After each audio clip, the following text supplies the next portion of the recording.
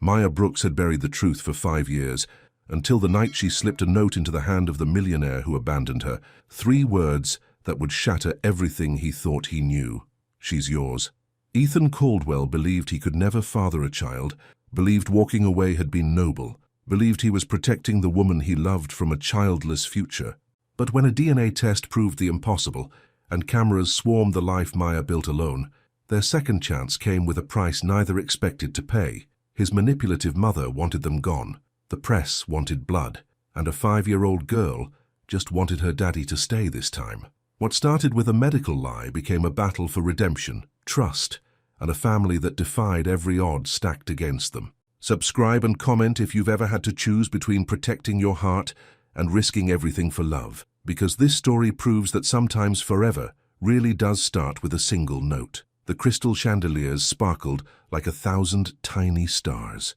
Maya Brooks stood near the refreshment table, her hands busy arranging donated books on a display shelf. The charity gala hummed with quiet conversation and the soft notes of a string quartet. Women in expensive gowns glided past. Men in sharp tuxedos laughed over glasses of champagne. Maya didn't belong here. Not really. She smoothed down her simple black dress, the nicest thing she owned. Her boss, Lydia, had convinced her to volunteer tonight. "It's for literacy programs," Lydia had said. "Right up your alley."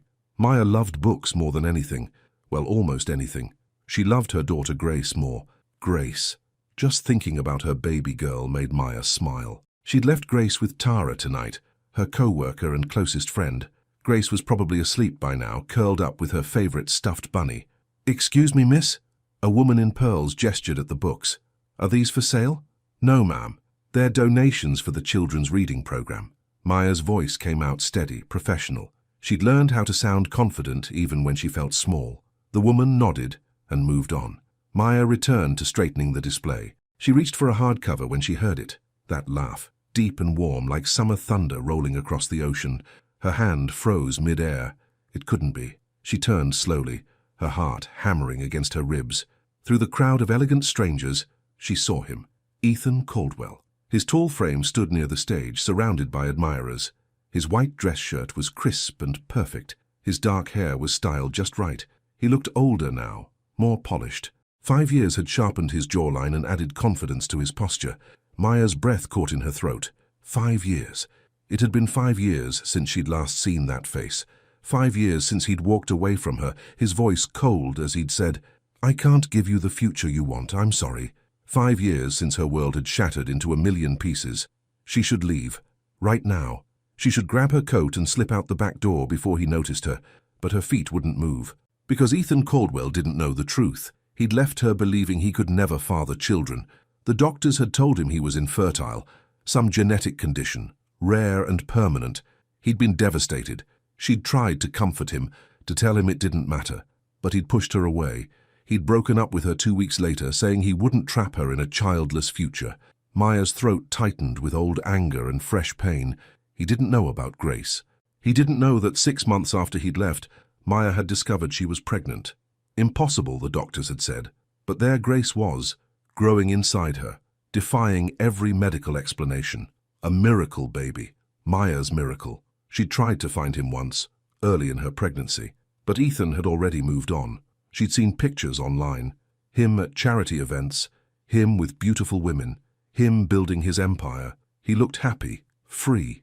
Maya had decided then to raise Grace alone. She wouldn't force herself back into his life. She wouldn't be the burden he'd tried to escape. But now here he was, 20 feet away, and Maya made a choice. Her hand trembled as she pulled a small notepad from her purse. She scribbled 3 words. Her handwriting was shaky, barely legible. She folded the paper once, then twice. The charity line was forming. Donors were queuing up to shake Ethan's hand, to have their moment with the famous philanthropist. Maya joined the line. Her palms were sweating. Her heart felt like it might explode.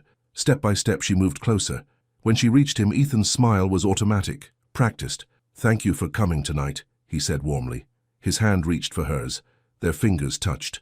Maya pressed the folded note into his palm. Their eyes met for just a second. His were blue-gray, the color of storm clouds.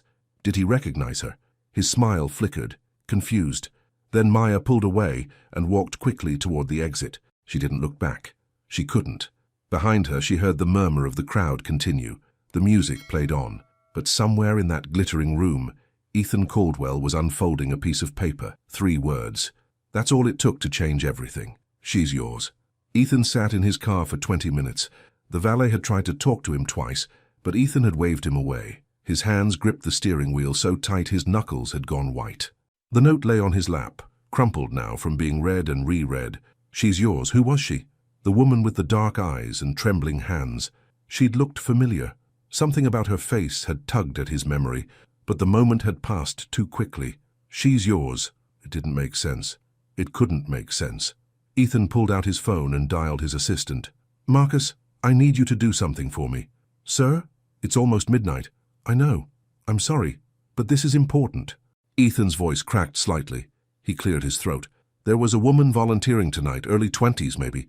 Black woman, about 5'5", wearing a simple black dress. She was handling the book display. I need her name. Silence on the other end. Then, is everything okay, Mr. Caldwell? Please, Marcus. Just find out who she is. I'll call the event coordinator. Ethan hung up and stared at the note again. She's yours. His mind raced through possibilities. An old girlfriend? A one-night stand? But Ethan hadn't had many relationships. He'd always been careful, and after his diagnosis 7 years ago, he'd pulled away from dating entirely. Why risk getting close to someone when he couldn't give them children? His phone buzzed. Marcus. Her name is Maya Brooks. She works at Cornerstone Books on Bay Street. The coordinator says she volunteered through her employer. Maya Brooks. The name hit him like a punch to the gut. Maya. Oh God. Maya. Memories flooded back. Her laugh, her smile, the way she'd curl up next to him on Sunday mornings, reading while he worked on his laptop. They'd dated for 8 months. 8 perfect months. Until the doctor's appointment that had destroyed everything. Ethan's chest tightened. Maya. He'd loved her. Really loved her. But he'd let her go because he'd thought it was the right thing to do. She'd wanted children someday. He couldn't give her that. So he'd walked away, hating himself but believing it was noble. She's yours. No, it was impossible. The doctors had been clear. Genetic infertility. Permanent. Irreversible. Unless...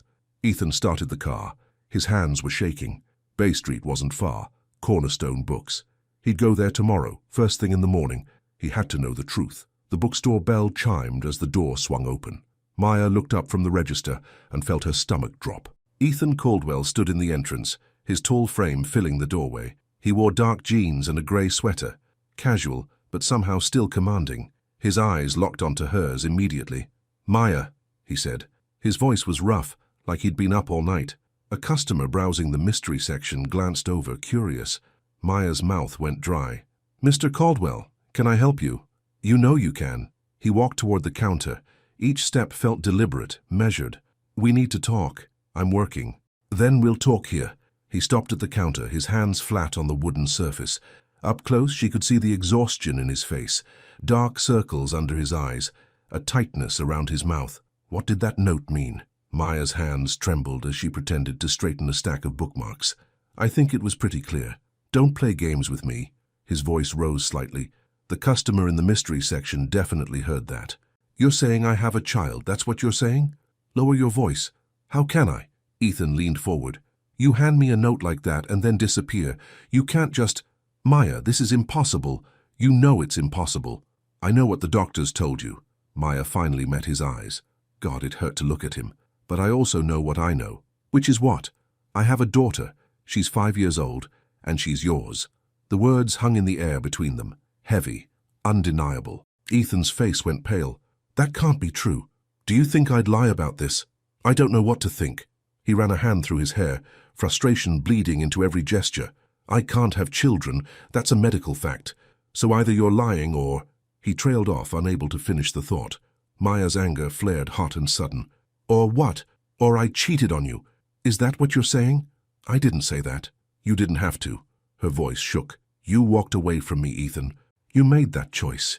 You said you couldn't give me a future and you left. Well, guess what? I built a future anyway without you. If she's really mine, she is yours. Maya's eyes burned with tears. She refused to let fall. She has your smile, your eyes, your stubborn chin.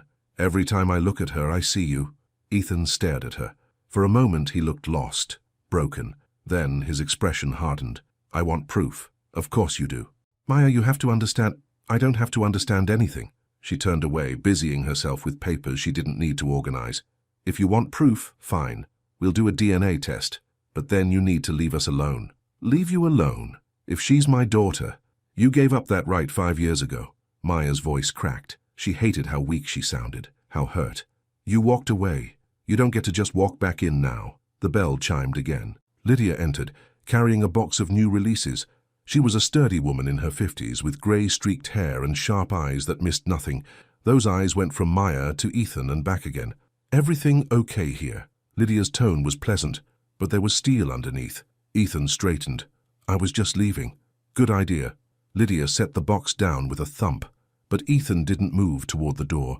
Instead, he looked at Maya one more time. I saw a picture on your desk. Is that her? Maya's breath caught. She'd forgotten about the framed photo she kept near the register. Grace at the beach last summer, laughing as she chased seagulls. Don't, Maya whispered. But Ethan was already looking at it. He picked up the frame with careful hands. His face changed as he stared at the image. All the anger drained away, replaced by something raw and unguarded. She looks like... He couldn't finish. His thumb traced the edge of the photo. Like you, Maya said softly. She looks like you. Ethan set the photo down gently. When he looked at Maya again, his eyes were glassy. I'll call my doctor. We'll set up a DNA test. But Maya? He paused. If this is true, if she's really mine, we need to figure this out. Together. Then he walked out, leaving Maya alone with Lydia and the weight of 5 years of silence. Lydia came around the counter and pulled Maya into a hug. Baby girl, what have you gotten yourself into? Maya finally let the tears fall. I don't know. The medical clinic was cold and sterile. Maya sat in a plastic chair holding Grace's hand. Her daughter was being so brave, even though the nurse had just swabbed inside her cheek. Grace didn't like doctors much. She'd squirmed and made a face, but she hadn't cried. All done, sweetheart, the nurse said with a kind smile. You did great. Grace nodded solemnly. Can I have a sticker?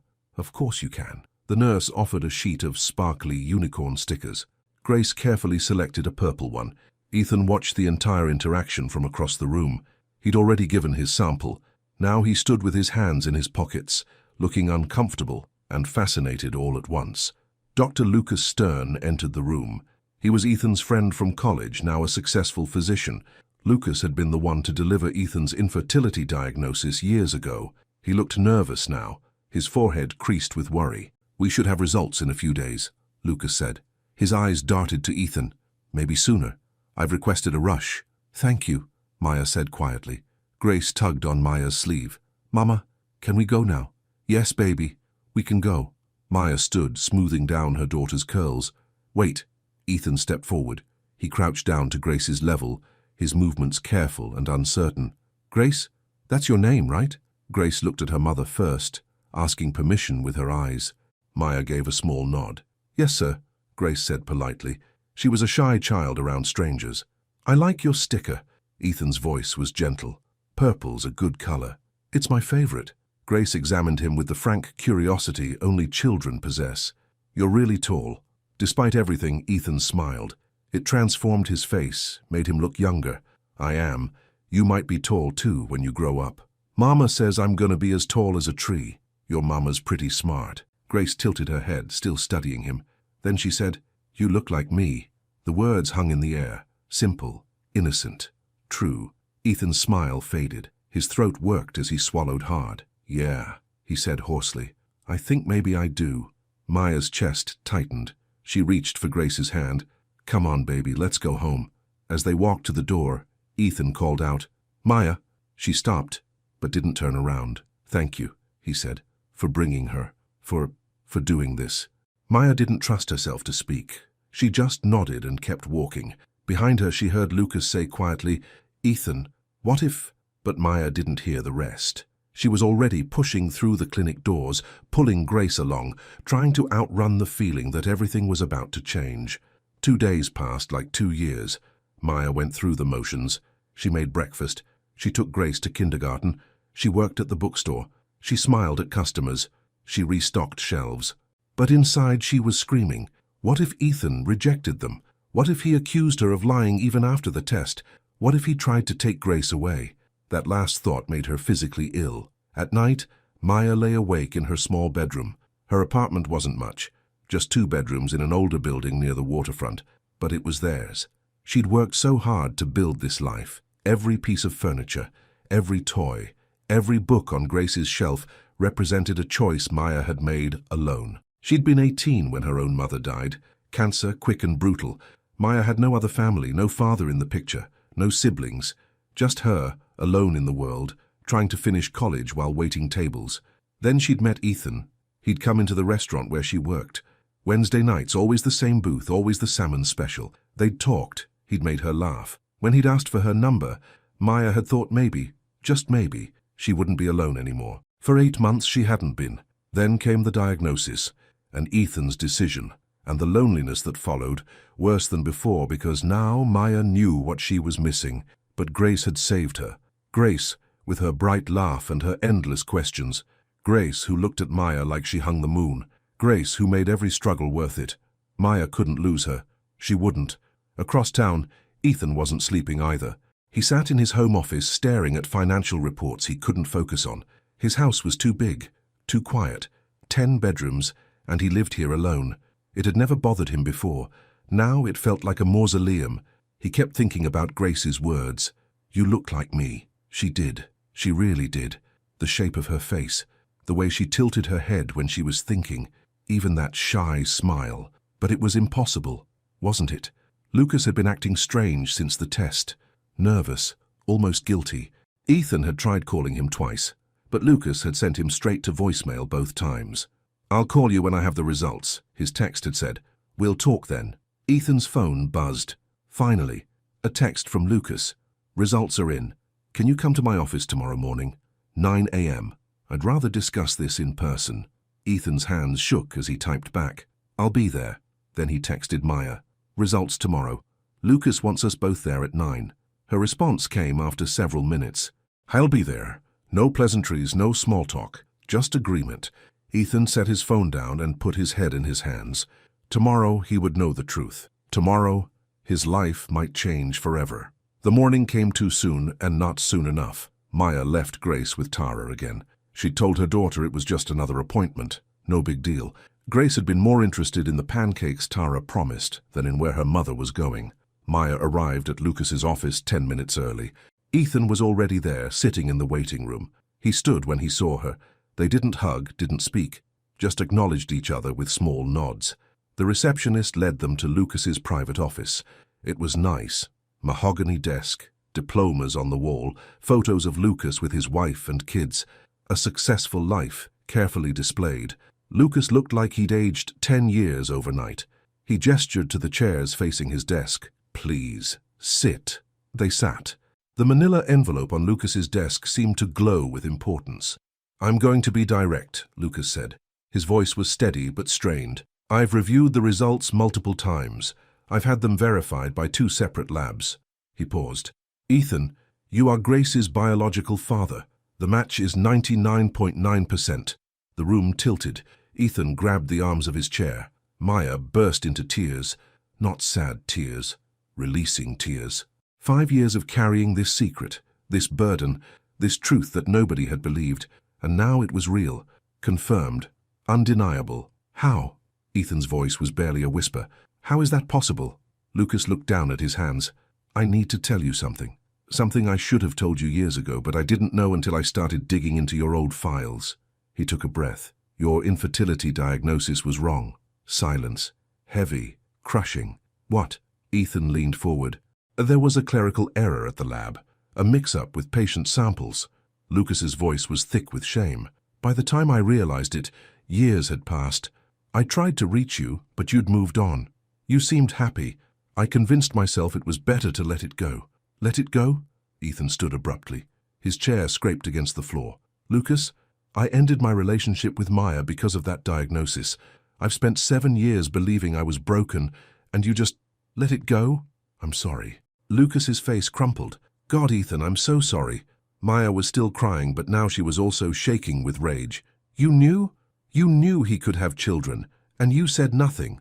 "I didn't know for certain until recently. Not until I pulled the old records to compare them with these new results. Get out, Ethan said.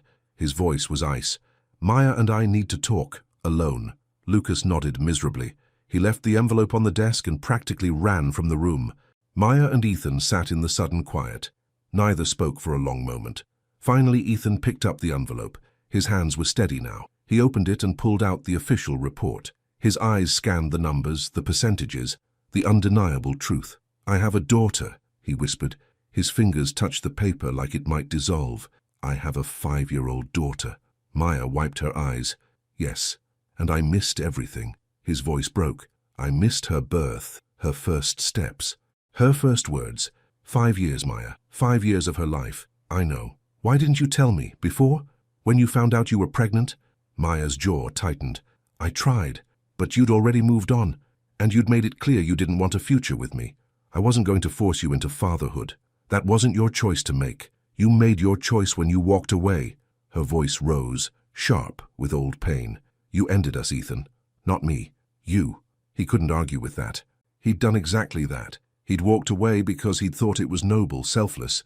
But really, he'd just been a coward, too scared to face a future that looked different from what he'd imagined. I'm sorry, Ethan said. The words felt inadequate, too small for the damage done. I'm so sorry, Maya. She stood, her legs unsteady. I need to go. I need to pick up Grace. Wait. Ethan stood too. What happens now? I don't know. I want to be in her life. I want to be her father. That's not something you just decide in a moment, Maya said. Her voice was tired now, drained. Being a father takes more than wanting it. Then tell me what to do. Ethan's desperation was raw. Please, tell me how to fix this. Maya looked at him for a long moment. The man she'd once loved. The man who'd broken her heart. The man who'd given her the greatest gift of her life without even knowing it. I don't know if you can, she said softly. Then she walked out, leaving Ethan alone with the weight of everything he'd lost, and everything he might still lose if he couldn't find a way to make this right. Maya drove home with tears streaming down her face. Her hands gripped the steering wheel so tight her fingers ached. The DNA results sat in her purse like a live grenade.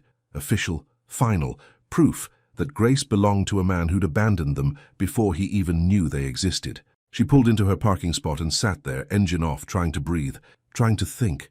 The hardest part. Somewhere deep inside, beneath all the anger and fear, Maya had hoped for this. She'd hoped Ethan would acknowledge Grace, that he'd want to be part of their lives, that maybe, just maybe, they could be something like a family. But hope was dangerous. Hope got you hurt. Maya grabbed her purse and headed inside.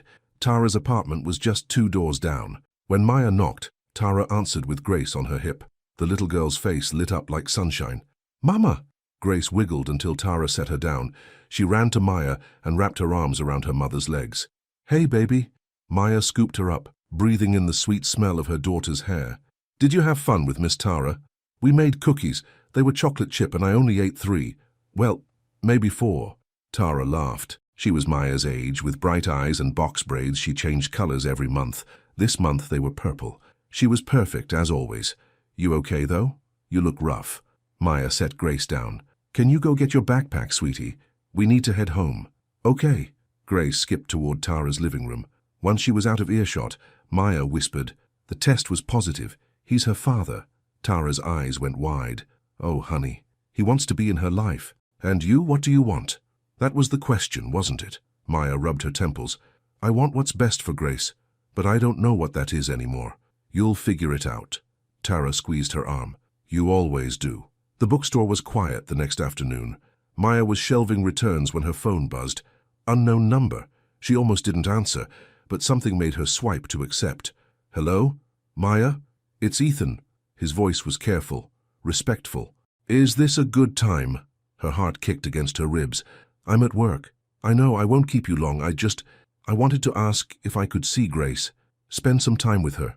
Nothing big. Maybe the park. Maya's first instinct was to say no, to protect her daughter from the confusion and potential heartbreak. But then she remembered Grace's face in the clinic. You look like me. Her daughter deserved to know her father, even if Maya wasn't sure she could forgive him. When? She asked. Tomorrow? Saturday morning? I could pick her up around 10 if that works. You're not picking her up. I'll meet you at Harborview Park, 10 o'clock. Okay. Thank you, Maya, really. She hung up before he could say anything else. Lydia appeared from the back room carrying a stack of invoices. She'd been watching Maya with worried eyes all day. That him? Yeah. You sure about this? No. Maya shelved another book. But I have to try. For Grace.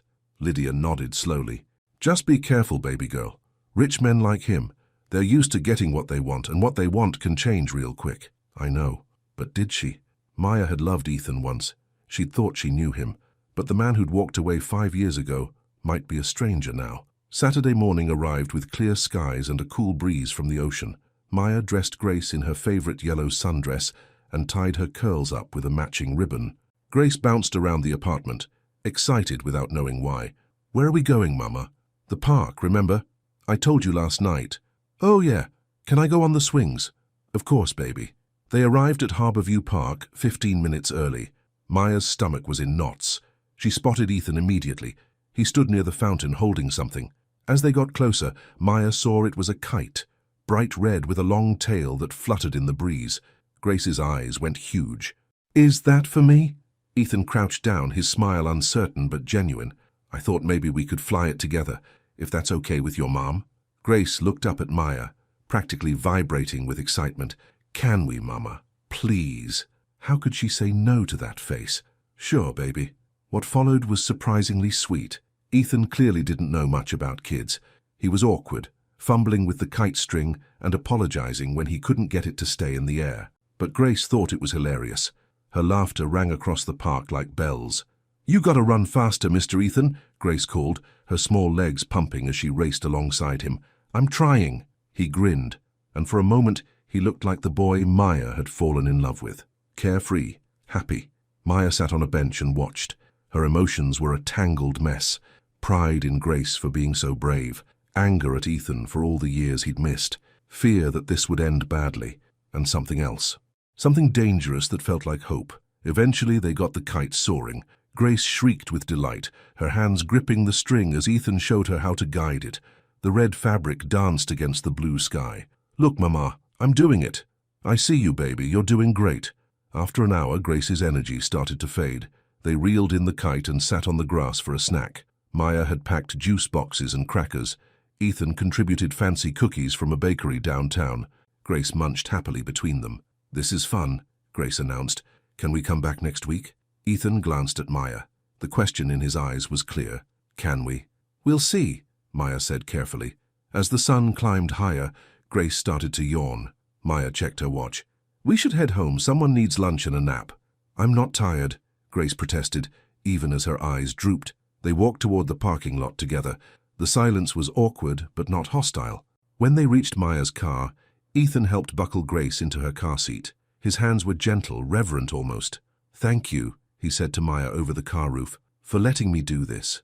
Don't thank me yet. Her voice was quiet. This is just the beginning. Being a parent isn't about fun Saturdays at the park. I know that. Do you? Maya studied his face. Because when things get hard, when she's sick or scared or crying in the middle of the night, you can't just walk away. Not again. His jaw tightened. I won't, I promise. Promises are easy to make, Ethan. Then let me prove it. His eyes were intense, pleading. Give me a chance to prove I'm not that scared kid anymore. Maya wanted to believe him. God, she wanted to. But believing meant risking Grace's heart. And that was a risk Maya wasn't sure she could take. She got in the car without answering. As she drove away, she watched Ethan in the rearview mirror. He stood alone in the parking lot, the red kite clutched in his hands, watching them disappear. That evening, Maya was washing dishes when Grace appeared at her elbow. Mama? Yes, baby? Is Mr. Ethan my daddy? The plate slipped from Maya's hands. It clattered in the sink but didn't break. She turned off the water and dried her hands slowly, buying time to think. Why do you ask that? Grace climbed onto a kitchen chair, swinging her legs.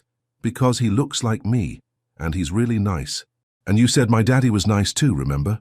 Maya's throat closed up. She'd told Grace about her father in simple terms, that he'd loved Maya once, that he didn't know about Grace, that maybe someday they'd meet him. She knelt beside the chair so they were eye level. Yeah, baby, Mr. Ethan is your daddy. Grace's face scrunched up, thinking hard. Does he know? He does now. Is he happy about it? I think so, yes. Good. Grace nodded, satisfied. Then she wrapped her little arms around Maya's neck. I'm happy about it too, but you're still my favorite. Maya held her daughter tight, tears burning behind her eyes. You'll always be my favorite too, baby. Always. The next week passed in a blur. Ethan called every day. Short conversations, mostly about Grace. Could he see her again? What did she like? What was her favorite food? Her favorite color? He asked 1,000 questions like he was trying to memorize everything he'd missed. Maya answered them all cautious but cooperative. Lydia thought she was being too easy on him. Tara thought she was being too hard. Maya just tried to navigate one day at a time. On Wednesday, Ethan asked if he could take Grace to the aquarium. Maya's immediate instinct was no, too much, too soon. But Grace had been begging to see the new jellyfish exhibit for months. I'll come too, Maya said.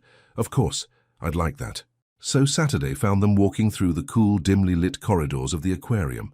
Grace pressed her face against every tank, marveling at the fish that glided past. Ethan bought her a stuffed turtle from the gift shop. Maya bought overpriced sandwiches from the cafe. They sat at a small table overlooking the ocean tank.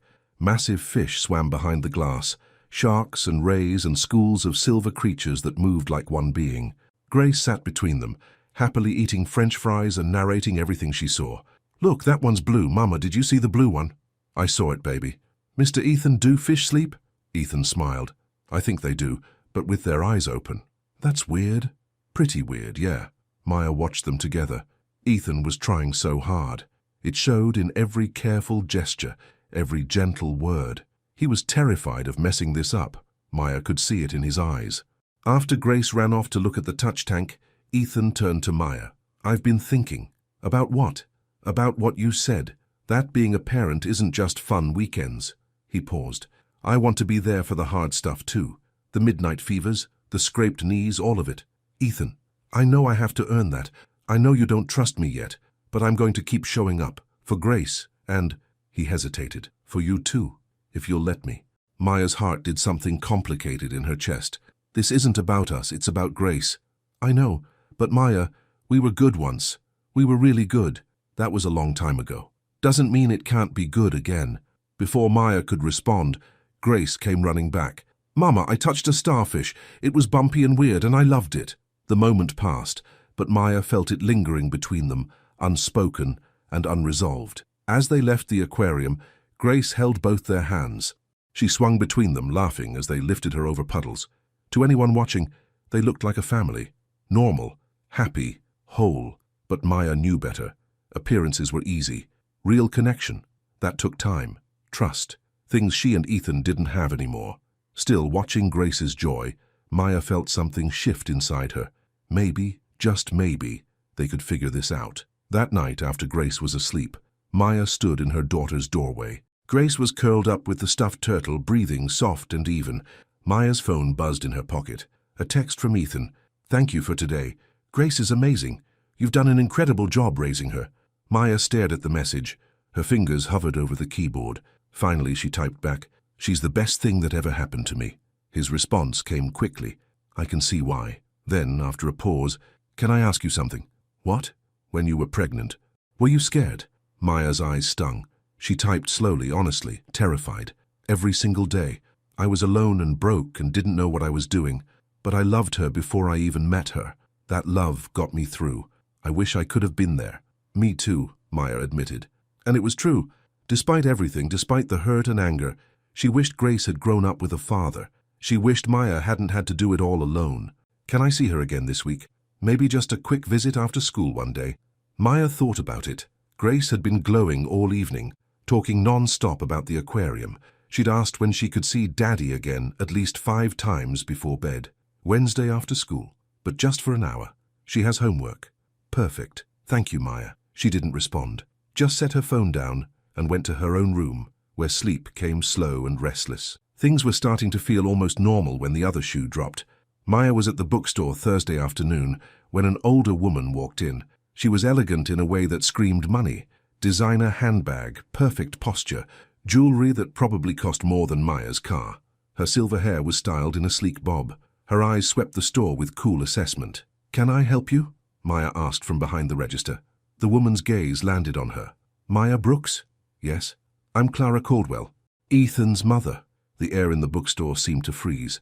Maya's smile died. Mrs. Caldwell. Is there somewhere we can talk, privately? Lydia appeared from the back room, her radar clearly pinging. Everything okay here? It's fine, Maya said, though it wasn't. Mrs. Caldwell and I need to speak for a moment. Can you watch the front? Sure thing. Lydia's eyes said be careful. Maya led Clara to the small office in the back. It was cramped and messy, piled with invoices and book orders. Clara looked at it like it might contaminate her shoes. What can I do for you? Maya kept her voice level. Clara got straight to the point. I want you to leave my son alone. Excuse me? You heard me. Clara's voice was cold, sharp as a blade. I don't know what your game is, but I won't let you destroy Ethan's life. Maya's hands curled into fists. I'm not playing any game. Please. A child appears out of nowhere. After 5 years, right when Ethan's foundation is launching a major campaign. Clara laughed, but there was no humor in it. The timing is awfully convenient. Grace is his daughter. The DNA test proved it. DNA tests can be faked. Are you serious right now? Maya's voice rose despite her best effort to stay calm. You think I'm making this up? That I somehow tricked Ethan? I think you saw an opportunity. Clara stepped closer. My son is worth a considerable amount of money. I think you want a piece of that. I don't want his money. Everyone wants money. Not me. Maya met Clara's cold gaze without flinching. I've raised Grace alone for 5 years. I've never asked Ethan for a single penny. I didn't even tell him she existed until recently. And why is that? Clara's smile was all teeth. Guilty conscience. Afraid you'd be caught. Because he walked away from me. Maya's control snapped. Because he told me he couldn't be with me, and I wasn't going to force a child on someone who'd made it clear I wasn't enough for him. Silence. Heavy and tense. Clara's expression didn't soften. If you care about your daughter at all, you'll take whatever settlement I'm offering and disappear. The press will destroy you. They'll dig into every corner of your life. Is that what you want for Grace? To grow up with cameras in her face? I want her to know her father. Ethan doesn't know how to be a father. He'll let you down, he always does. That's not your decision to make. Clara pulled a business card from her purse and set it on the desk. My lawyer's number. Think about it. For your daughter's sake. Then she walked out, leaving Maya shaking with rage and fear. Lydia came in a moment later. You okay?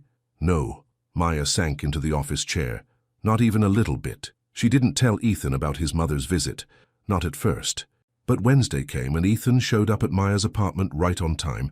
He brought a board game, something with colorful pieces that Grace immediately loved. They sat on the living room floor while Grace set up the game. Ethan caught Maya's eye and smiled. It was a real smile, warm and unguarded. It reminded her so much of how things used to be that her chest ached. Your move, Daddy, Grace bounced impatiently. Maya's breath caught. It was the first time Grace had called him that without hesitation. Just Daddy, like it was the most natural thing in the world. Ethan's hand froze over the game pieces. His eyes went glassy. Sorry. Yeah, my turn. They played for an hour. Grace won twice and declared herself champion of the universe. Ethan pretended to be devastated, which made Grace giggle until she hiccuped. When it was time for Ethan to leave, Grace hugged him tight. See you soon? Yeah, sweetheart. Real soon. Maya walked him to the door. In the hallway, Ethan hesitated. She called me Daddy, I heard. That felt... He struggled for words. I don't even know how to describe it. Important? Maya suggested softly. Yeah, important. He looked at her, and there was so much emotion in his face it was hard to breathe. Thank you for letting me be part of this. This was when Maya should tell him about Clara, about the threats and the lawyer. But looking at him now, seeing how happy he was, she couldn't bring herself to ruin it. Good night, Ethan. Good night, Maya. But as his footsteps faded down the hall, Maya felt the weight of secrets settling on her shoulders again. Nothing stayed simple for long. She should have known that by now. The next morning, Maya's phone exploded with notifications. Text after text. Alerts from social media apps she barely used. Even an email from someone she'd gone to high school with and hadn't spoken to in years. She opened the first text. It was from Tara. Girl, are you seeing this? Below was a link. Maya clicked it with trembling fingers. The article headline made her stomach drop. Millionaire philanthropist Ethan Caldwell's secret family revealed. There were photos. Maya walking with Grace. Ethan at the park with them, the three of them at the aquarium. Someone had been following them, watching them, taking pictures like they were celebrities instead of people trying to navigate an impossible situation. The article was garbage, full of speculation and half-truths. It painted Maya as a gold digger who trapped Ethan with a surprise baby. It called Grace the alleged child like she was a scandal instead of a person. Maya's hands shook so hard she nearly dropped her phone. Grace. Oh God, Grace. She ran to her daughter's room. Grace was still asleep, thank God, her little face peaceful against the pillow. Maya closed the door gently and went to the bathroom. She sat on the edge of the tub and tried not to be sick. Her phone rang. Ethan. Maya, I'm so sorry. I don't know how... Your mother, Maya said. Her voice sounded hollow, even to her own ears. She came to see me. She said the press would destroy us. What? When? Few days ago. She wanted me to take money and disappear. Ethan swore, loudly. I'll fix this. I promise I'll fix this. How? Maya's voice broke. They know where I live, Ethan. They know where Grace goes to school. How are you going to fix that? I'll make a statement. Tell them to leave you alone. That'll just make it worse. You know it will. Silence on the other end, because they both knew she was right.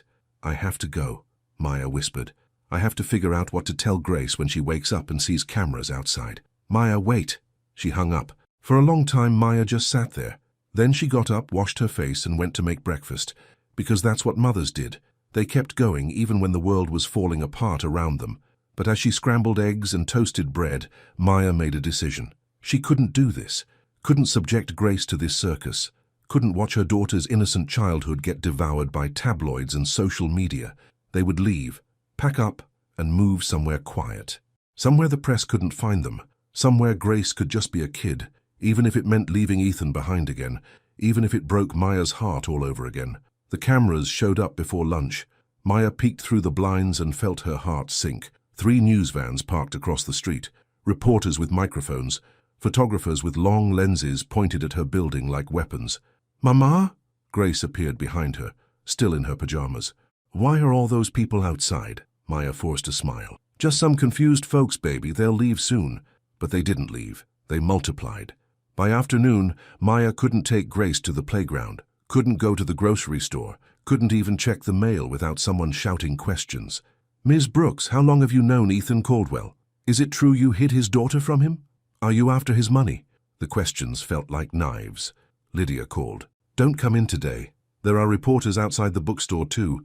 I told them to get lost, but they're persistent little vultures. Tara brought groceries and gave Maya the longest hug. This is insane. I'm so sorry. Not your fault. Still sucks. Tara glanced at Grace, who was coloring at the kitchen table, oblivious to the chaos. How's she doing? She doesn't understand yet, but she will. Kids at school will say things. Their parents will talk. Grace will hear it all eventually. So what are you going to do? Maya had been asking herself that question all day. Now saying it out loud made it real. I'm going to leave, pack up and move somewhere quiet, maybe North Carolina or Tennessee, somewhere nobody knows us. Tara's face fell. Maya, no, you can't let them chase you away. I'm not letting them do anything. I'm choosing what's best for Grace. Maya's voice was firm, but inside she was crumbling. She deserves a normal life, not this circus. What about Ethan? What about him? He's her father. You can't just take her away. Watch me. Maya's jaw tightened. He brought this into our lives. His world, his money, his problems. We were fine before he showed up. Were they, though? Maya had been lonely, exhausted, working 2 jobs to keep them afloat. Grace had been asking about her daddy more and more. They hadn't been fine. They'd just been surviving. But surviving was better than this. That evening, after Grace fell asleep, Maya started packing. She worked quietly, methodically. Clothes in boxes, books wrapped in newspaper, Grace's toys sorted into keep and donate piles. Her phone buzzed constantly. Texts from Ethan, voice messages. She ignored them all. Around midnight, someone knocked on her door. Maya froze. The reporters had finally left an hour ago. Who would... Maya, it's me. Ethan's voice through the door. Please, I just want to talk. She shouldn't let him in. Should tell him to go away. But she opened the door anyway. Ethan looked terrible. His hair was messy, like he'd been running his hands through it. His eyes were bloodshot. His fancy clothes were wrinkled. He looked past her and saw the boxes. You're leaving. It wasn't a question. Yes. You can't. He stepped inside without being invited. Maya, please, don't do this. I have to.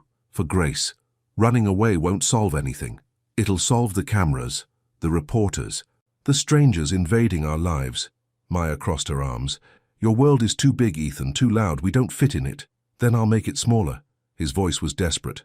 I'll step back from public events, hire security, whatever it takes.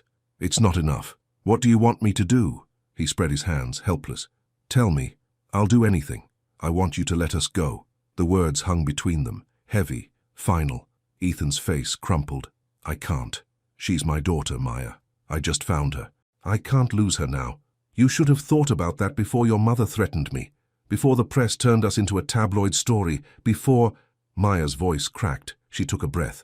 I can't do this anymore. It's too hard. So, you're just going to take her away? I have rights too. Rights? Maya's anger flared hot and sudden. You want to talk about rights? Where were your rights when I was 19 and pregnant and scared?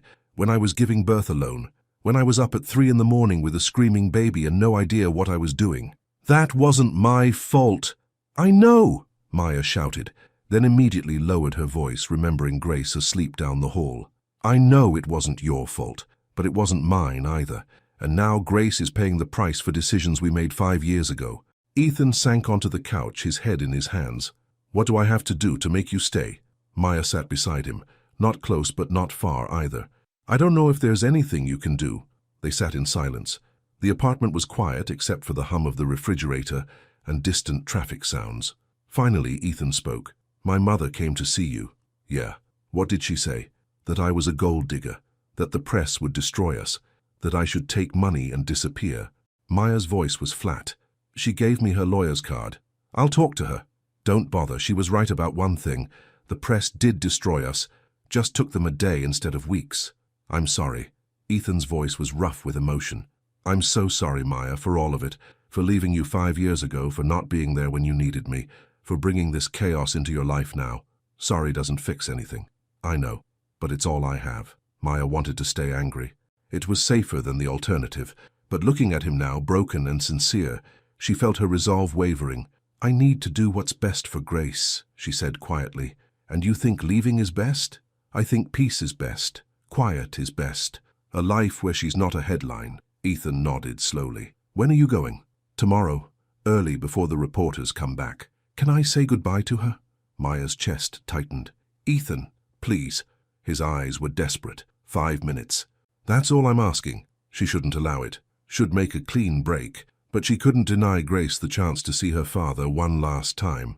In the morning, 7 o'clock. Then we're leaving. Okay. He stood, moving toward the door. Then he stopped and turned back. For what it's worth, you're an amazing mother. Grace is lucky to have you. She was lucky to have you too, for a little while. After he left, Maya sat in the dark living room and cried. For Grace. For Ethan. For the family they might have been if the world had been kinder. Morning came too soon. Maya woke Grace early, told her they were going on an adventure. Grace was sleepy and confused, but excited enough to get dressed without complaint. The knock came at exactly 7. Maya opened the door to find Ethan holding a stuffed animal, a bright red dragon with golden wings. Hey, sweetheart. He crouched down to Grace's level. His smile was forced but genuine. I brought you something. Grace took the dragon, her face lighting up. He's beautiful, just like you. Ethan's voice cracked slightly. I wanted to say goodbye for a little while. Why goodbye? Grace's smile faltered. Are you going somewhere? No, baby. You are. You and your mama are taking a trip. Oh. Grace hugged the dragon tight. Will I see you when I come back? Ethan glanced at Maya.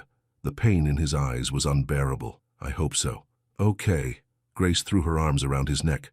I love you, Daddy. That's when Ethan lost it. He held Grace tight, his shoulders shaking with silent sobs. I love you too, sweetheart.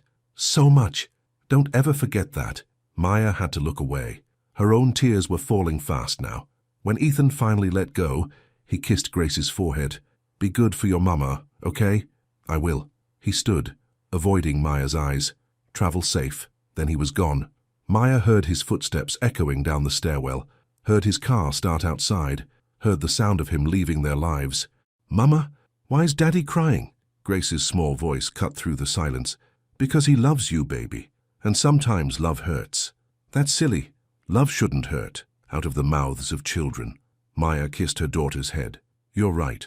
It shouldn't. Come on, let's get going. They loaded the last boxes into Maya's old sedan. Grace climbed into her car seat with the red dragon. Maya took one last look at the apartment building. their home for 3 years. Then she drove away, leaving everything behind. She made it 60 miles before she had to pull over, a rest stop off the highway. Maya parked and gripped the steering wheel, trying to hold herself together. Grace was asleep in the back, the dragon clutched to her chest. Maya's phone had been buzzing non-stop. She'd been ignoring it, but now she looked. 23 missed calls from Ethan, 15 texts, and one video that had been sent by at least 10 different people. She clicked on it. It was a press conference. Ethan stood behind a podium, looking exhausted but determined. Behind him was the logo for his foundation. Reporters crowded the room. Maya turned up the volume. "Thank you for coming." Ethan's voice was steady. "I called this conference to address recent stories about my personal life. I want to set the record straight." He took a breath. 5 years ago, I was told I was infertile due to a medical misdiagnosis. That diagnosis led me to end a relationship with someone I cared about deeply. What I didn't know was that she was pregnant with my daughter. Murmurs from the reporters. Camera flashes. Recently I learned the truth. I have a 5-year-old daughter named Grace. She is beautiful, brilliant, and the best thing that's ever happened to me. Her mother, Maya Brooks, raised her alone while I was living in ignorance of my own child's existence. His voice grew stronger. "I want to be absolutely clear. Maya is not a gold digger. She never asked me for money, never wanted anything from me except the chance to let me know my daughter.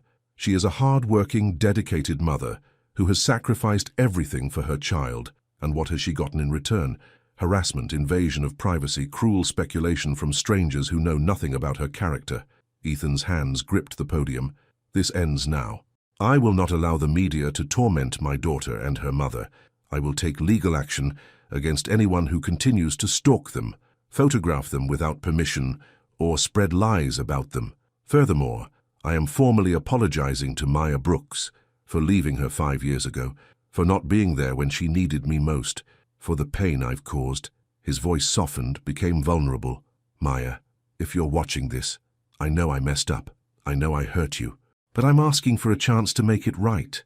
Not for me, for Grace. She deserves to have her father in her life, and you deserve to be treated with the respect and dignity you've always shown me, even when I didn't deserve it." He paused, his eyes glistening. "I love my daughter, and I will spend the rest of my life trying to be the father she deserves. Thank you." The video ended with reporters shouting questions, but Ethan walked away from the podium without answering any of them. Maya sat in stunned silence. Grace stirred in the back seat. "Mama, where are we?" "I don't know, baby." And it was true.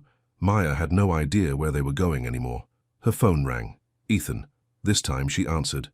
"Did you watch it?" His voice was hoarse. "Yeah. I meant every word." "I know. Are you still leaving?" Maya looked at Grace in the rearview mirror. Her daughter was rubbing her eyes, confused about why they'd stopped. "I don't know," Maya admitted. "You put yourself out there. Really out there. That took guts. It was the least I could do. Maya, I can't change the past, but I can fight for our future. All 3 of us. It's not that simple. It is, though. Either you believe I've changed, or you don't. Either you're willing to try, or you're not. And if I try and you let us down again, then you can leave and I won't stop you. But don't leave without giving me a chance to prove myself." Maya closed her eyes. "Your mother hates me. My mother doesn't get a vote. This is my life, Grace's life, your life, nobody else's." A semi-truck roared past, shaking the car slightly. Grace whimpered. "Mama, are we going back home?" "Home? Where was that anymore?" Maya made her decision. "Yeah, baby, we're going home." "Good," Grace said, already drifting back to sleep, "'cause I forgot my pink shoes." Maya couldn't help but laugh through her tears. "Ethan? Yeah? We're coming back. But this is your one chance. You understand? One chance to prove you're in this for real." "I understand. Thank you, Maya, thank you." She hung up and started the car. As she merged back onto the highway, heading in the opposite direction, Maya felt terrified and hopeful in equal measure. Maybe love wasn't supposed to be easy. Maybe it was supposed to be messy and complicated and scary. Maybe the real courage was choosing to believe in it anyway. They pulled into the parking lot just as the sun was setting. Maya was exhausted from the drive and the emotional whiplash. Grace was cranky and asking for dinner. Ethan's car was parked in their spot. He sat on the hood, waiting. When he saw them, he jumped up. Maya got out slowly. "You didn't have to wait here." "Yes, I did." He looked at Grace, still strapped in her car seat. "Can I help?" Maya nodded. She was too tired to argue. Ethan unbuckled Grace and lifted her out. She wrapped her arms around his neck, already half asleep again. "I knew you'd come back," she mumbled against his shoulder. "How'd you know that?" he asked softly. "'Cause you promised. And daddies keep their promises." Ethan's eyes met Maya's over Grace's head. The look they shared said everything words couldn't. They went inside together. Ethan carried Grace to her room while Maya started unpacking. It felt surreal, like the last 12 hours had been a fever dream. After Grace was tucked in, Maya and Ethan sat at the small kitchen table. The silence was heavy but not uncomfortable. "What happens now?" Maya asked. "We take it slow, one day at a time." Ethan's hands rested on the table, and Maya noticed they were shaking slightly. "I'll do whatever you need. Therapy if you want. Mediation. Whatever helps you trust me again. I want rules." "Okay. You don't make promises to Grace unless you're sure you can keep them. No more missed visits. No more putting your business before her." "Agreed. And you deal with your mother." "I can't have her threatening me every time she decides I'm not good enough." Ethan's jaw tightened. "I'll handle her. She won't bother you again." "One more thing." Maya took a breath. "This doesn't mean we're together. You and me. That's separate from you and Grace." Something flickered across his face. Disappointment? But he nodded. "I understand. Grace comes first. Always. Always," he echoed. They sat for a while longer, working out logistics, visitation schedules, phone calls, how to handle the press if they came back. It was practical, boring even, but it felt important, like they were building something real, instead of just reacting to chaos. When Ethan finally left, he paused at the door. "I'm glad you came back." "Me too, I think." He smiled, a real smile this time. "Good night, Maya. Good night." After he was gone, Maya checked on Grace one more time. Her daughter was sprawled across the bed, the red dragon tucked under one arm, snoring softly. Maya kissed her forehead. "We're going to be okay, baby, I promise." And for the first time in a long time, Maya actually believed it. The next few weeks were strange. Good strange, mostly. Ethan kept his word. He showed up when he said he would. No excuses, no cancellations. He took Grace to school twice a week, helped with homework, read bedtime stories in funny voices that made Grace giggle. He was patient with Maya's boundaries, never pushed for more than she was ready to give. Some days they were friendly. Other days the old hurt surfaced and made things tense, but they were trying.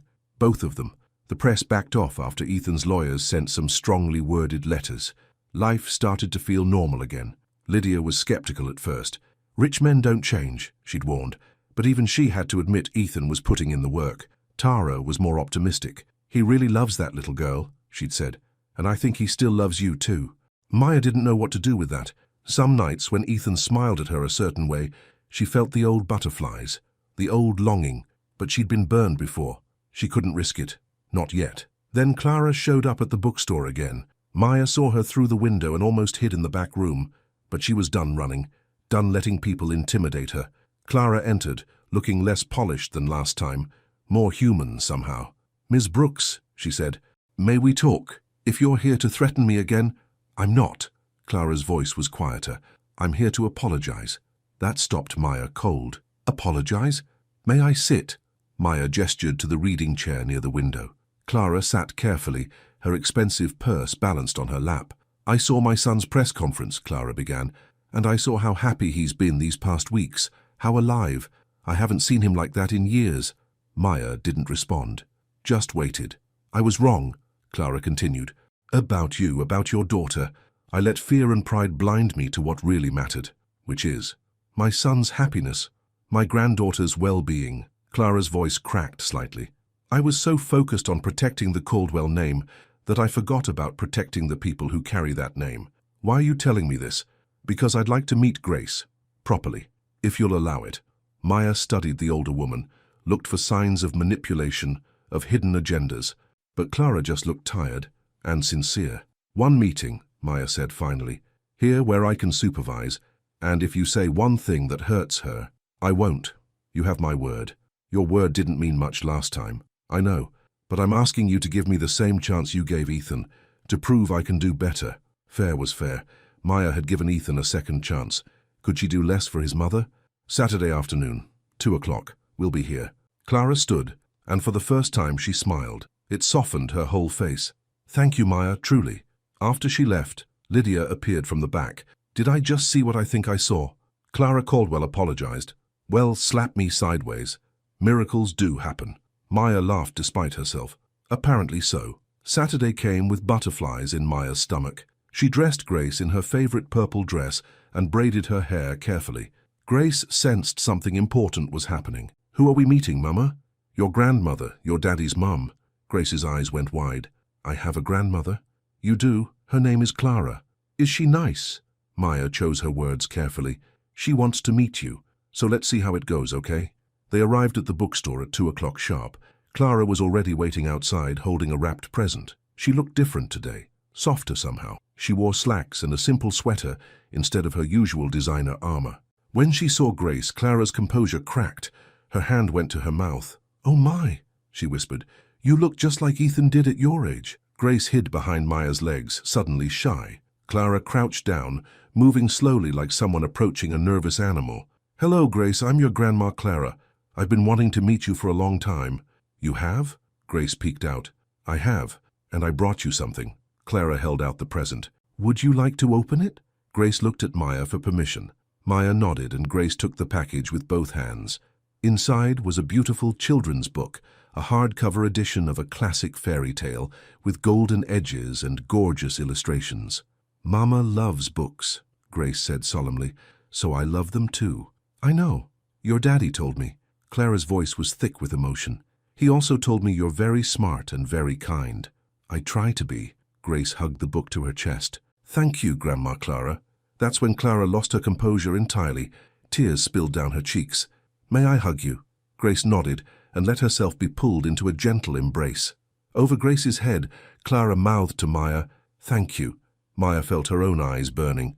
This proud, difficult woman was crying in the middle of the sidewalk because her granddaughter had called her grandma.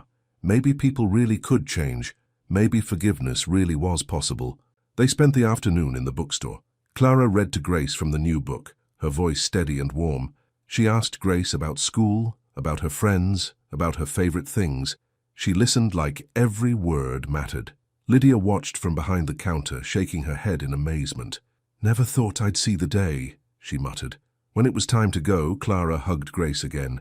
"May I see you again soon?" "Yes, please." Grace was all smiles now, her shyness forgotten. "You can come to our house. We have cookies." "I would love that." As Clara left, she stopped beside Maya. "You've raised an extraordinary child." "Thank you. I mean it. You did that alone. With no help. That takes incredible strength." Clara's eyes were sincere. "I'm sorry I didn't see it before. We all make mistakes, some bigger than others." Clara squeezed Maya's hand briefly. "But I'm going to do better. I promise."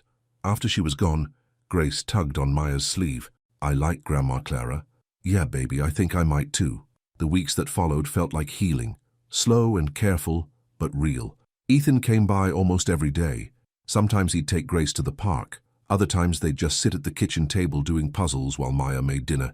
He never overstayed his welcome, never pushed for more than Maya was ready to give. But there were moments, small ones, like when their hands would brush reaching for the same dish, or when he'd catch her eye across the room and smile, or when Grace would fall asleep between them on the couch during movie night, and they'd sit in comfortable silence, both afraid to move and wake her. Maya felt herself softening. The walls she'd built around her heart were developing cracks. One evening, after Grace was asleep, Ethan lingered at the door. "Can I ask you something?" "Sure." "Do you think you'll ever forgive me? Really forgive me?" Maya took a breath. "I don't know. Some days I think I already have. Other days I remember how much it hurt and I'm not sure I can." "That's fair. But I'm trying. That counts for something, right?" "It counts for everything." He looked like he wanted to say more but held back. "Good night, Maya." "Good night." But as he walked away, Maya felt an urge she couldn't ignore. "Ethan," he turned, "thank you for showing up, for keeping your promises, for being the father Grace deserves." His smile could have lit up the whole building. "Thank you for letting me." Lucas called a few days later. "Can we talk, all three of us?" That's how Maya, Ethan, and Lucas ended up at a coffee shop, sitting at a corner table away from other customers. Lucas looked like he'd aged 10 years since the DNA test results. "I owe you both an apology," Lucas began. "A real one, not just for the medical mistake, but for not coming forward sooner when I realized what had happened." "Why didn't you?" Ethan's voice was controlled but cold. "Cowardice, pride, fear of losing my license." Lucas stared into his coffee. "I told myself it was too late to fix, that you'd moved on, but the truth is I was just protecting myself. Your mistake cost us 5 years, Maya said quietly. 5 years that Grace could have had her father, that I could have had help instead of doing it all alone. I know, and I'll regret that for the rest of my life. Lucas looked up, his eyes red. I've set up a trust fund for Grace. For college or whatever she needs. It's not enough, nothing is enough, but it's something. Ethan shook his head. We don't want your money, Lucas. I know, but take it anyway, for Grace. Lucas pulled out an envelope and slid it across the table. And if you never want to speak to me again, I understand. Ethan picked up the envelope, looked at it, then set it down. You've been my friend since college. I don't want to lose that, but I need time to process all of this. Take all the time you need. After Lucas left, Maya and Ethan sat in silence. Are you okay? Maya asked. I don't know. He's my oldest friend. But what he did? Ethan rubbed his face. I'm so angry, but I also understand why he was scared. Anger and forgiveness can exist together. I'm learning that. Ethan looked at her, really looked at her. You're pretty wise, you know that? I'm a single mum. We have to be wise, or we'd lose our minds. He laughed, and it broke the tension. Fair point. They sat a while longer talking about nothing and everything, about Grace's upcoming birthday, about the new reading program Ethan was funding at the bookstore, about Maya's dream of maybe going back to school someday. It felt normal, easy, like they were building something new on the ashes of what they'd lost. Grace's 6th birthday was approaching. She talked about it constantly, what kind of cake she wanted, who she'd invite, whether there would be a bouncy house. Can Daddy come to my party? She asked one morning over breakfast. Of course he can, baby. And Grandma Clara? If she's free, yes. And Miss Tara and Miss Lydia and Dr. Lucas? Maya smiled. We can invite whoever you want. It's your day. Grace bounced in her chair, nearly spilling her orange juice. This is going to be the best birthday ever. Maya hoped so. Grace deserved the best. After everything, after all the chaos and confusion, her daughter deserved one perfect day. Ethan insisted on hosting the party at his house. I have the space, and a big backyard. Please, Maya, let me do this. Maya had never been to Ethan's estate. When they dated before, he'd been living in a modest apartment, building his business from the ground up. This was different. The house sat on 5 acres overlooking the ocean. It was beautiful, but intimidating. I don't know. Grace will love it. There's room to run, we can set up games, and I promise no photographers, no press, just family and friends. Family. The word made Maya's chest feel tight. Okay, but nothing too extravagant. She's 6, not 16. I promise. Age-appropriate extravagance only. Despite his promise, Ethan went a little overboard, but in the best way. The backyard was transformed into a wonderland. Colorful balloons everywhere, a face-painting station, a craft table, and yes, a bouncy house. Grace's face when she saw it all was worth every penny. Mama, look, it's perfect! She ran from station to station, trying to take it all in at once. Friends from school arrived with their parents. Tara came with homemade cupcakes. Lydia brought books, of course. Even Lucas showed up, keeping a respectful distance but clearly wanting to be there. Clara arrived with a bicycle, purple with streamers on the handles and a bell that dinged. Grace shrieked with joy and hugged her grandmother so hard Clara actually laughed. Maya watched it all from the patio. Ethan came and stood beside her, 2 glasses of lemonade in his hands. He offered her one. Thank you for this, Maya said. She's so happy. So am I. He gestured at the chaos. Kids running, adults chatting, Grace's laughter ringing out above it all. This is what I always wanted. A real family. I just didn't know it until now. Maya's throat tightened. Ethan, I'm not asking for anything. I just wanted you to know. He looked at her, and his eyes held everything he wasn't saying. You gave me this. You and Grace. I'll never be able to repay that. You don't have to repay it. Just keep showing up. That's all we need. I will. I promise. They stood together, watching Grace blow out the candles on her cake, chocolate with pink frosting, exactly as requested. Everyone sang. Grace closed her eyes and made a wish. When she opened them, she looked directly at Maya and Ethan standing together. Her smile was pure sunshine. Later, after most of the guests had left, Grace fell asleep on the couch with her new stuffed animals. Clara sat beside her, stroking her hair gently. She's worn out, Clara said softly, but happy. Yeah. Maya sat on the other side of Grace. Thank you for coming. And for the bike. You didn't have to do that. I wanted to. I've missed so much already. I don't want to miss any more." They sat in comfortable silence. 3 generations of women who'd found each other in the most unexpected way. Ethan appeared in the doorway. "I have something for you, Maya. If you have a minute?" Maya followed him to the study. It was a beautiful room, floor-to-ceiling bookshelves, a massive desk, windows overlooking the ocean. On the desk sat a small wrapped box. "This is for you," Ethan said, "for being an incredible mother, for giving me a second chance, for being you." Maya's hands trembled as she unwrapped it. Inside was a silver locket on a delicate chain. When she opened it, she found 2 pictures, one of Grace and one of the 3 of them together at the aquarium, laughing. Engraved on the inside of the locket were 4 words. Forever started with a note. Maya's vision blurred with tears. "Ethan, I meant what I said in the press conference. I love Grace. But Maya," he took a breath, "I still love you too. I never stopped." "Don't."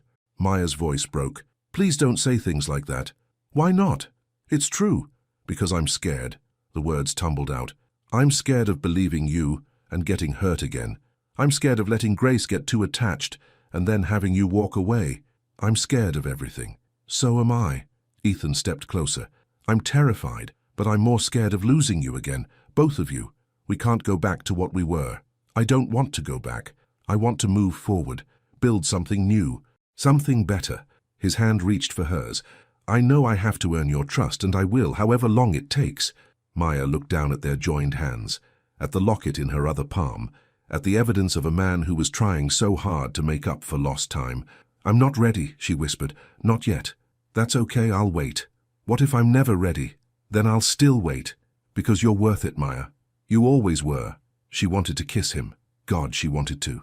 But she couldn't. Not yet. The wounds were still too fresh. Instead, she squeezed his hand.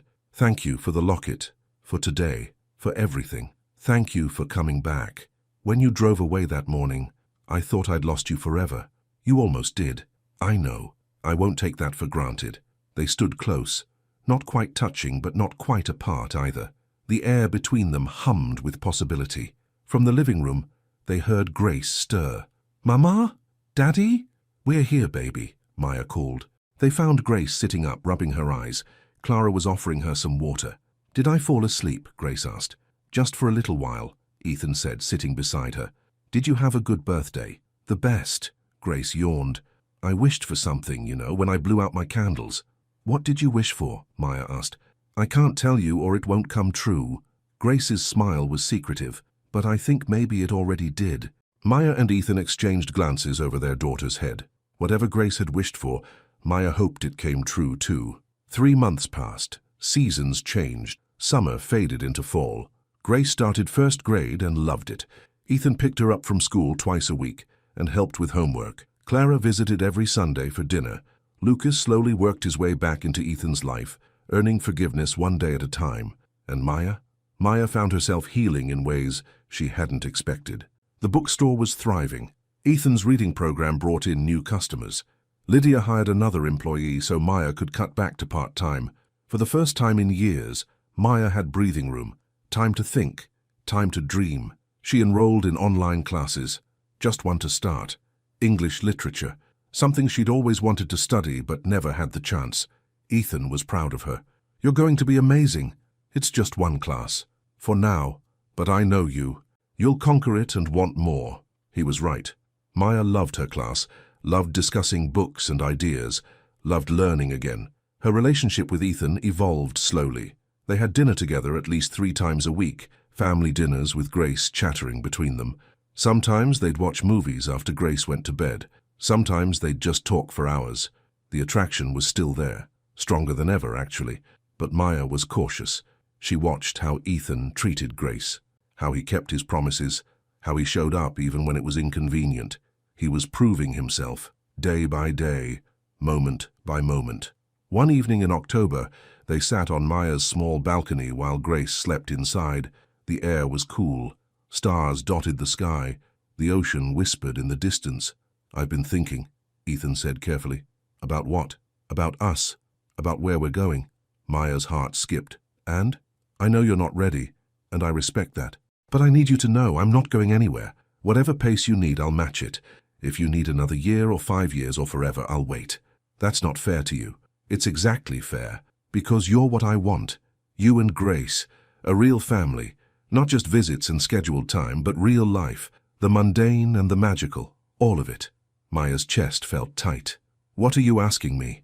I'm asking if you think you could ever trust me again. Really trust me. Enough to let me all the way in. She thought about it, really thought about it. 3 months ago she would have said no without hesitation. But now, I think I already do, Maya admitted. Trust you, I mean. You've shown me who you are, not just with words, but with actions. You've been there for Grace, for me. You haven't pushed or demanded, you've just shown up. So what does that mean? It means I'm ready to try, to really try. Not just as Grace's parents, but as, she couldn't quite say it, as a couple. Ethan's voice was hopeful. Yeah, as a couple. His smile was incandescent. Really, really. But slow, okay? I need slow. Slow is good. Slow is perfect. He reached for her hand, and this time she didn't pull away. Their fingers intertwined naturally like they'd never been apart. They sat like that for a long time, not talking, just being together. And for the first time in 5 years, Maya felt complete. Christmas came with snow, rare for coastal South Carolina, but magical. Grace was beside herself with excitement. She'd asked Santa for about 1 million things, but insisted her real wish was just for everyone to be happy. Ethan invited Maya and Grace to spend Christmas at his house. Clara would be there too, a family Christmas. Maya almost said no out of habit, but then she remembered her promise, to try, to let him in. We'd love to, she said. Christmas morning was chaos in the best way. Grace opened presents with wild abandon. She got books and art supplies and a new dress for her American Girl doll, but her favorite gift was a photo album Ethan had made, pictures of all 3 of them over the past months. Every smile, every moment, every memory they'd built together. Look, Mama, it's us. We're a real family. Grace hugged the album tight. Maya's eyes met Ethan's across the room. He mouthed, I love you. This time, Maya mouthed it back, I love you too. After Grace fell asleep that night, surrounded by wrapping paper and new toys, the adults sat by the fire. Clara had already gone to bed. It was just Maya and Ethan. This was perfect, Maya said. Thank you. Thank you for being here, for giving me this. Ethan shifted closer on the couch. Can I ask you something? Always. Will you marry me? Maya's breath caught. What? Not now. Not even soon. But someday. When you're ready. When Grace is ready. Will you marry me and make this official? Make us a real family in every way? Tears spilled down Maya's cheeks. You're serious. I've never been more serious about anything. He pulled a small box from his pocket. Inside was a simple ring, white gold with a single diamond, beautiful but not ostentatious. I'm not asking you to wear this yet. I'm just asking you to hold on to it, to know that it's here, waiting, whenever you're ready. Maya took the box with shaking hands. This is crazy. I know. We've been back together for 3 months. I know. But we've known each other for 6 years. We have a daughter. We've been through hell and back. She looked at the ring, at Ethan, at the life they'd built from broken pieces. Yes, yes, yes, I'll marry you. Not right now, maybe not even this year, but yes, someday. Because you're right, we're already a family. We might as well make it official. Ethan pulled her close and kissed her. It was gentle at first, then deeper, full of promise and hope and love that had survived everything life threw at it. When they finally pulled apart, Maya was crying and laughing at the same time. Grace is going to lose her mind, she said. Should we tell her? In the morning. Let her have one more night thinking Santa was her best gift. They sat by the fire until it died down to embers. Maya wore the ring now.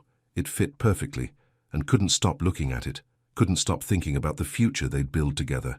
When she finally went home that night, Grace sleeping in the back seat, Maya felt something she hadn't felt in years. Peace. Not just happiness or hope, but genuine peace. The kind that comes from knowing you're exactly where you're supposed to be. They told Grace the next morning over pancakes. Grace, honey, we need to talk to you about something, Maya started. Am I in trouble? No, baby, not at all. It's good news, actually. Maya glanced at Ethan for support. He smiled. Your mama and I are getting married. That means we'll all live together. Be a family all the time, not just visits. Grace's fork clattered to her plate. Really? Really? So Daddy will live with us? And we can have breakfast together every day? If you want, Ethan said. We were thinking maybe we could find a new house, big enough for all of us. You could help pick it out. Grace launched herself out of her chair and into Ethan's arms. Then she grabbed Maya too, pulling them into a three-way hug. "I knew it," she squealed.